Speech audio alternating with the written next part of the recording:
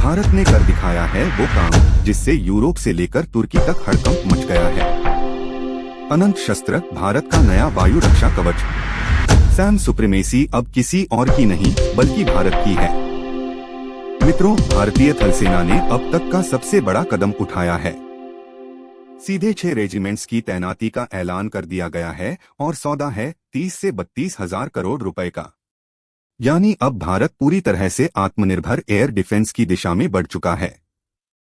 अनंत शस्त्र कोई साधारण सिस्टम नहीं, ये है quick reaction surface to air missile, जो मिनटों में लॉन्च होकर दुश्मन के ड्रोन, फाइटर जेट और हेलीकॉप्टर को हवा में ही ढेर कर देता है। इसमें है तेज तैनाती, 360 degree radar coverage, multi target tracking और सबसे जरूरी, पूरी तरह मेड इन इंडिया। यूरोप और तुर्की की कंपनियां अब तक बाजार पर छाई हुई थीं। तुर्की का हिसार, यूरोप का सैंपटी। लेकिन भारत ने अब उनका खेल खत्म कर दिया है, क्योंकि जब भारत जैसे बड़े रक्षा खरीदार देश खुद सप्लायर बन जाए तो यूरोप तुर्की की सुप्रीमेसी अपने आप ढह जाती है। सोचिए, एक तरफ चीन जिसके पास J-20 स्टील्थ फाइटर है, दूसरी तरफ पाकिस्तान जिसके पास F-16 और J-17 हैं।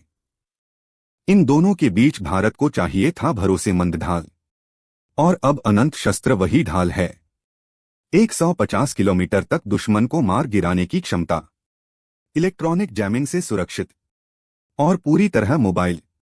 रूस यूक्रेन युद्ध ने दुनिया को दिखा दिया कि ड्रोन और मिसाइल युद्ध का सबसे खतरनाक हथियार हैं। तुर्की ने इसी से अरबों कमाए, लेकिन अब भारत भी मैदान में है।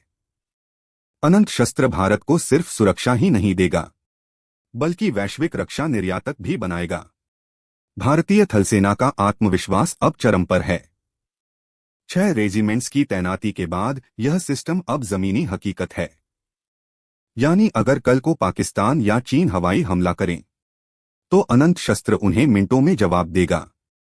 और सबसे अच्छी बात, यह पैसा भारत में ही रहेगा।